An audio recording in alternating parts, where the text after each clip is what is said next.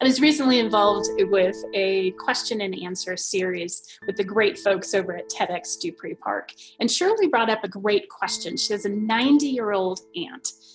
And she's wondering, how do we bring up the conversation? How do we talk about dying as a natural part of life? Let's watch. Did you have any questions or comments about Lynn and her cause? I do. This is Shirley. Lynn, I just have a question for you. If I want to have a conversation with someone who is older than I am, so let me say that she's in her early 90s and she's not ill, she's in pretty good health, but this is potentially, a sensitive subject for her. How would you suggest I start the conversation? You know her best. You know her best. And are there maybe metaphors, analogies? Are there stories that you can share about maybe a particular individual that you both know? Somebody else is going through this problem. This is the circumstance. What do you think about that? Do you think you would do it that way? Do you think there's another way or a thing that you would choose for your life? Maybe, do you have somebody like that in common that you can relate a story with them? I might. I guess one of the things I was thinking about is maybe just telling her about this presentation that you did and how terrific it is, and use that as a basis for doing it. Even though obviously Lauren was young and she was, diagnosed with a disease, and you knew it was a short time frame, I think it still kind of perhaps would provide me with a catalyst to talk to her.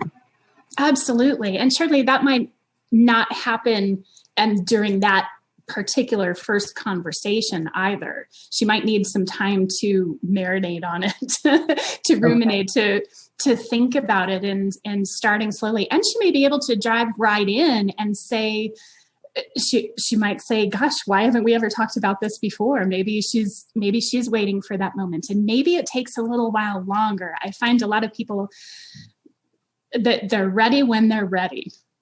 Okay. And I think starting small, and definitely use my talk. I'll give you the link as soon as I know. And I hope it fosters really good, deep conversations. And my thought is that maybe on some conversations you have the really light talks, the finding out the memories, her memories from when she was a young girl and what was important to her then. And then other times, other talks, discussions, you might be able to go a little bit deeper. We're not always in that place where we're able to dive into really hard conversations, and none of us want to be in tears day after day. Sure, right.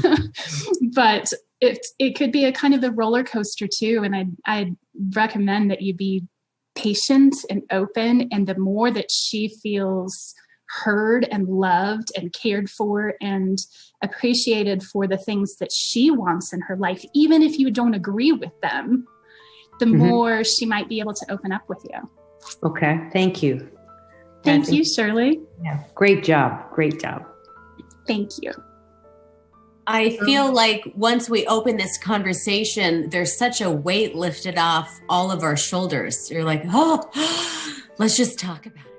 What do you think about that strategy? Do you think that using somebody else's story as a starting point might help you in your conversations with people in your life who maybe aren't quite ready to take the full dive conversation in to talk about dying? Tell me about your thoughts, your processes. Come on over to mycroakfile.com, lynnsherwood.com. Find us on Facebook. Let's have a conversation. Not talking about dying won't make dying not happen.